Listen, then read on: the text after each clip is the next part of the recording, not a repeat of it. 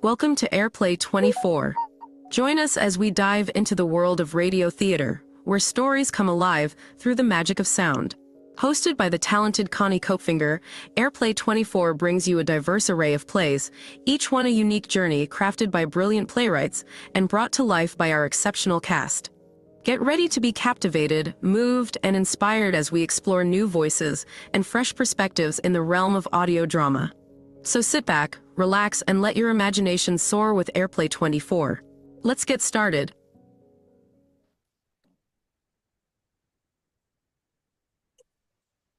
Happy New Year! We're live.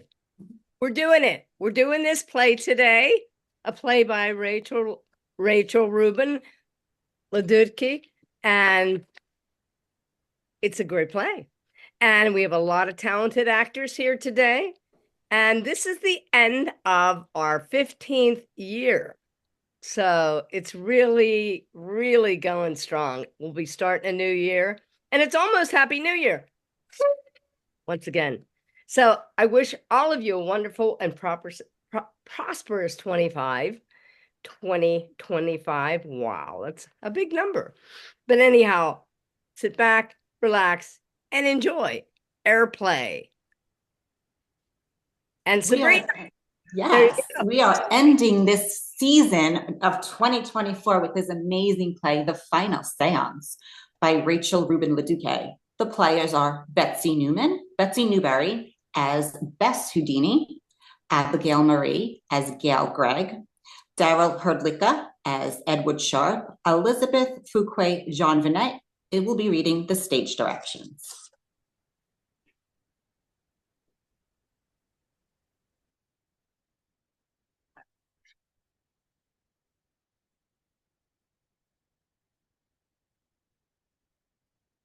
The Final Seance by Rubin Ladutke. Scene 1. At Rise, the stage is dark. Bess is seated in an upstage corner wearing all black. She is hardly visible. A knock is heard. She stirs. A second knock. She rises and looks towards the door. A third knock. What is it now, Edward? The door opens and the room is drenched in light. Bess blinks. Gail is silhouetted in the doorway, young, beautiful, stylishly dressed, and possessing infinite quantities of what could only be called moxie. Mrs. Houdini. You're not Edward. I'm Gail. Who? Gail Gregg from the Tribune.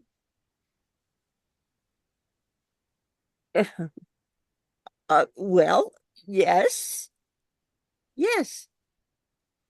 I trust your writing is sharper than your speech. Oh, it is. Thank you for letting me in. Well, is that how you see it? My dear, you were invited to attend the event. You were not, however, welcome to barge into my personal suite. I should have you ejected from the premises entirely. Perhaps you should, but you won't. What makes you say that? I'm the only female reporter on the list. You want me here as much as I want to be here, maybe even more. You're awfully sure of yourself. I like that. You're one of the few. Now, Mrs. Houdini, if you could just answer a few questions for me, that would be substantially better than this. It's Bess, just Bess. You may as well sit down, but I warn you now, we haven't much time. Thank you. Now, I mean Bess, you've been trying to reach your husband for 10 years. Do you really think you're going to get an answer? Oh, absolutely. Tonight, the world will see that our love is stronger than death. Was stronger. Is. Harry and I made a promise to each other, and he never broke a promise, particularly not to me. He promised you he would overcome death to speak to you.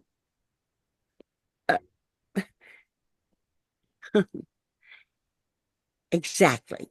And if I were to pass on first, I would do the same to reach him. People all over the world are trying to reach Houdini tonight. What if he speaks to one of those seances but doesn't come here? I will know they are fabricating the truth. Will you be able to prove it? Absolutely. You see, we had special arrangements. Only Harry and I know what those are.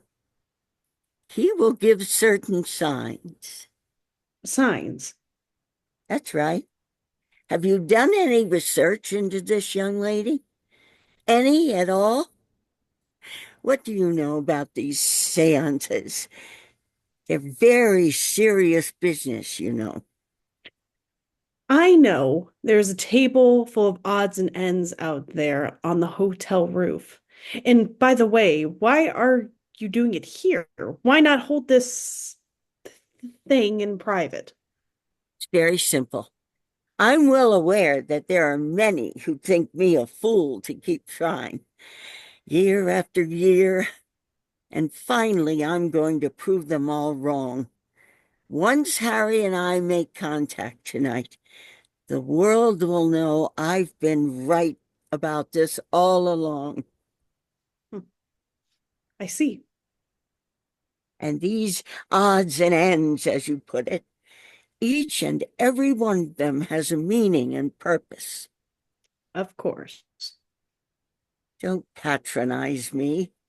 If you're not here to support me, then you're planning to write another one of those scathing profiles.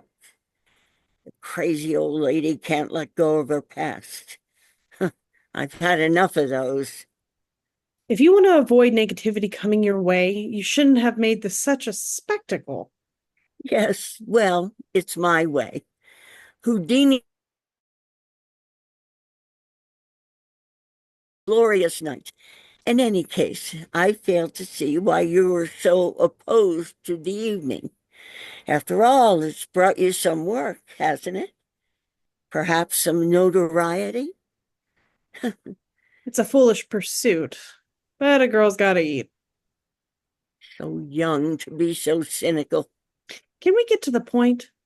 You invited me to the press box this evening. You claim you wanted to give me an opportunity to a girl reporter, as you said. But I'm sure you must have read my work. You're well aware I'm not the type to believe in this sort of thing. Ghosts, spirits. So, why me? Fair enough. For the simple reason, if you can be convinced, then anyone can. Convinced of what exactly? Why, convinced that this connection is true, unbroken. It's going to take some doing. I'm counting on it. So tonight, you're going to see things you never imagined were possible. I wouldn't be so sure. I have a very active imagination. Bess, we need to. Who are you? Gail Gregg, Tribune. You should be outside with the rest of the press. How did you get past security? I have my ways, Mr. Sharp, Edward Sharp. Now you'd better make your way back out to where you're supposed to be, understand? Bess asked me to stay. She did she? Bess, is that true? Now, Edward, we were just talking. Are you trying to make a mockery of this entire evening? Why would she do that? You'd better stay out of this. Gail, you should do as he says. Are you all right? Just go. Everything will get started shortly. What the hell were you thinking, Bess? I just... You need to be very careful about what you say. For God's sake, you should know that by now. Yes, Edward. From now on, you better not say a word unless I'm in the room. How dare you try to control me like this? Your conscience isn't exactly clear now, is it? Bess, He we need to stalks get out. started. Harry, my love, you've simply got to show yourself tonight. Do anything. Just show the world. Show me. This hasn't all been for naught. Please. Pause. She sets down the candle and exits. The candle continues to flicker. Lights fade, end scene 1. Scene 2. Setting, the roof of the Knickerbocker Hotel a short time later. At Rise, Bess and Sharp stand on either side of an altar containing various objects. Gail is visible, though clearly separate from the main action in some manner. Far to the side of the stage, perhaps, or at a lower level than Bess and Sharp. After a pause, Bess nods at Sharp, who steps forward to the microphone. Throughout the scene, all 3 actors should raise the suspense and incorporate pauses in some way, focusing intently upon the objects, perhaps, or exchanging sustained glances. All of this is at the discretion of the individual production. Ladies and gentlemen, in this cathedral-like atmosphere tonight, I wish to remind you that this is a most solemn occasion. This is the 0 hour of the 10th anniversary of our departed friend, and it's fast nearing the end. It's a Houdini night with a spotlight of the public on Houdini, with the whole world paused to see or hear Houdini step on this side of the curtain. The world knows that the Houdinis were always open-minded regarding spirit communication. They always believed that in their search, if you remove the fraud, what is left must be the truth. And they together were always seekers after truth. Before Houdini's death, the Houdinis made a compact that the first to go would try to contact the survivor. It so happens that Mrs. Houdini survives, and she made it a sacred duty to carry out the terms of the compact. Each anniversary of his death has been devoted to this very undertaking. During the last 10 years, there have been times that Mrs. Houdini felt that surely Houdini was coming through, that her hopes of communication would be fulfilled. At no time has Mrs. Houdini ever received a psychic communication from Houdini, nor has anything occurred anywhere in the world that would lead her to believe that her beloved Harry was trying to come through. Yet hundreds of alleged psychics and mediums have written in and stated that Houdini has appeared to them in some form or other. These things may be. Surely it is not for you, or I, or even Mrs. Houdini to decide. But tonight, we all believe that the great Houdini will come to his little silver-haired widow, the lady for who 33 years stood by the side of her beloved Harry, listening to the applause of kings and emperors and the world at large. A few days before his death in Detroit, Houdini, in a most strong and firm reminder, again said, "Bess, darling, I'll come back to you if it is possible, even if I have to go through hell to do it." Every facility has been provided tonight that might aid in opening a pathway to the spirit world. Here in the inner circle reposes a medium's trumpet, a pair of slates with chalk, a writing tablet and pencil, a small bell, and in the center, his own silver handcuffs on a silk cushion. We stand here in the very heart of glamorous Hollywood that Houdini loved so well. He lived here. He worked here. While Harry and Betsy Houdini celebrated their 25th, their silver wedding anniversary here, and all the greats of Hollywood were present. Houdini is gone. Nearly 2/3 of that famous gathering is gone. But this is the kind of night they all would have loved. Now let us bow our heads in meditation and prayer. O thou mastermind of the universe, please let the spirit of understanding descend upon us that are gathered here in the inner circle tonight. We are each in his own way seekers after truth. Aid us, guide us on this most important question of mankind, spirit communication from across the grave. Members of the spirit world have long known of the intention of this important gathering tonight. All is in readiness. Please, now the time is at hand. Make yourself known to us any of you, please manifest yourself in any way possible. Please let your united strength and knowledge aid Houdini coming through. It is the spirit of Houdini we wish to contact. Houdini, are you here? Are you here, Houdini? Please manifest yourself in any way possible. We have waited, Houdini, oh so long. Never have you been able to present the evidence you promised. And now this is a night of nights. The world is listening. Harry, your world, your audience. And Betsy is here. Your Betsy, who was part of you for 33 years. She is here, Harry, pleading in her heart for a prearranged sign from you. It means so much to her, to all of us, to the world. Harry, we are all seekers after truth. Please manifest yourself by speaking through the trumpet. Lift it, speak through it, speak, Harry. We are watching and waiting, Harry. Levitate the table, move it, lift the table, move it, rap on it. Spell out a code, Harry, please. Ring the bell. Let its tinkle be heard around the world. Do it, Harry. Please, Houdini, we are waiting. Betsy is waiting. We are crying to high heaven, to the powers that be. We are crying in one mighty magnetic voice from every corner of the earth. And the hearts and minds of the multitudes are centered here tonight. We want the evidence, the truth, in the name of humanity and love. If there is communication from the great beyond, come through with the evidence. A sustained pause, during which time everyone fixes their gaze upon the altar. Nothing moves. Finally, Sharp turns to Bess. Mrs. Houdini, the 0 hour has passed. The 10 years are up. Have you reached a decision?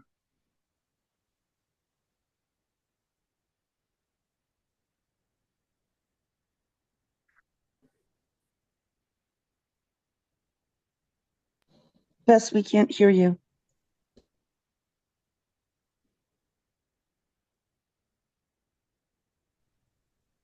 I do not believe that ghosts or spirits exist. The Houdini shrine has burned for 10 years. I now reverently turn out the light.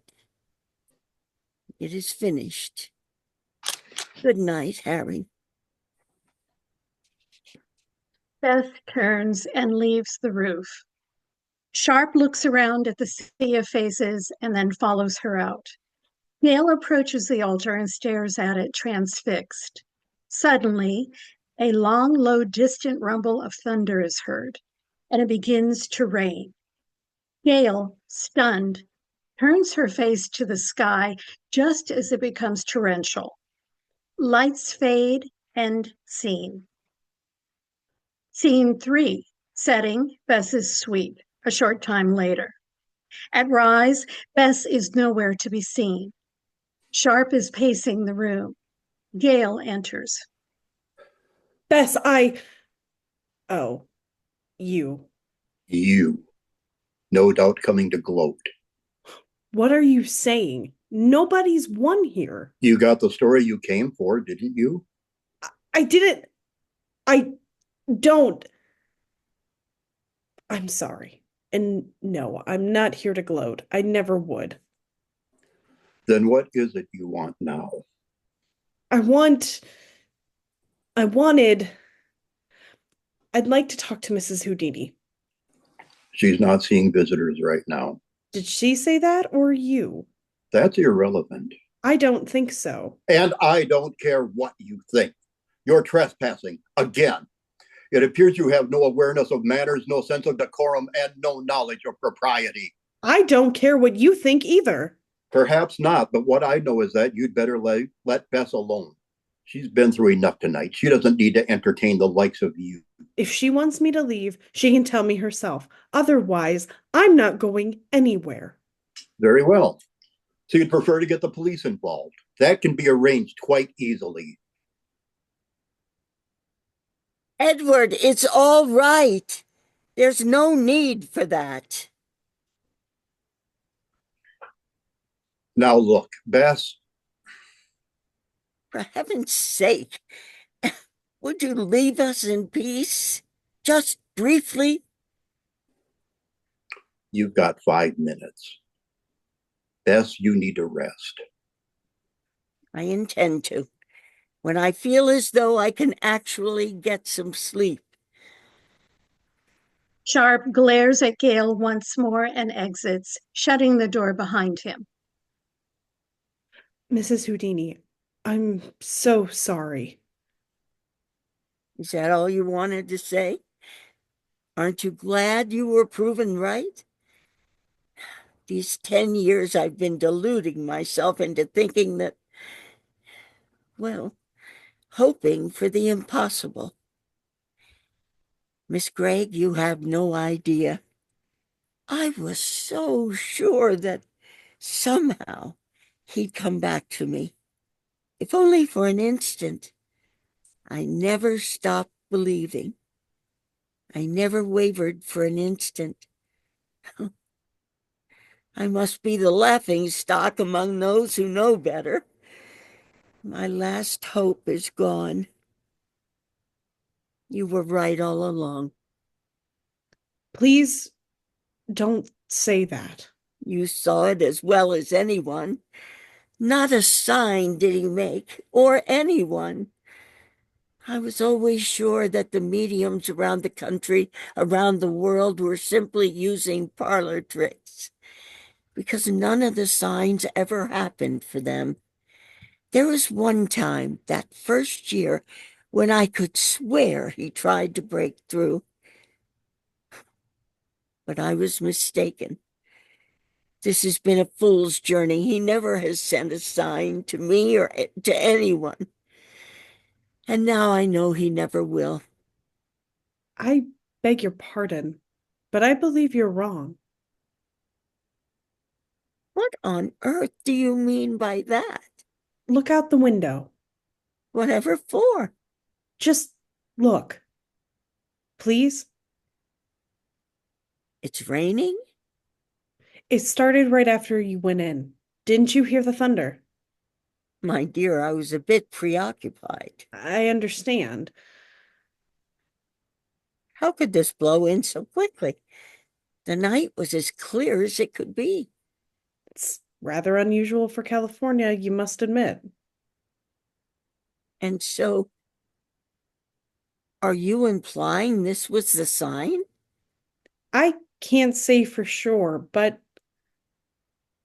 what do you think?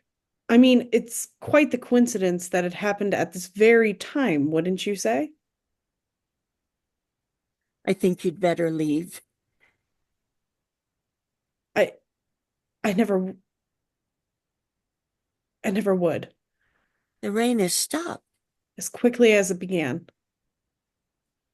A coincidence. Bess, it hasn't rained here in months. Why now? Have you ever heard of this kind of brief down here? Here, I mean. Not that I recall. Exactly. And when we do get rain, it goes on for days, doesn't it? Certainly. So, Mr. Sharp and you have talked about what a great man Houdini is. Was. Perhaps. But the things on the altar, it seems to me, are beneath him. He wasn't the type to do silly parlor tricks. I beg your pardon? Ringing a bell, writing his name on chalk, blowing a horn. From what you said, he was a great man, a force of nature. And he had an ego to match it, didn't he? So he would want to do something forceful, something great when he came back, wouldn't he? Well, yes, but what are you saying? Do you now believe he could conquer death? I don't know what I believe anymore. But I think you shouldn't give up. I can't believe what I'm hearing. And I can't believe what I'm saying. I do need to leave. I think my 5 minutes are up. Gail? Thank you. Thank you. For what? It's not the one I expected, but I certainly have an interesting story to tell. She exits. Bess looks after her. The candle on the table flickers. Good night, Harry. She blows it out. Lights fade. End of play.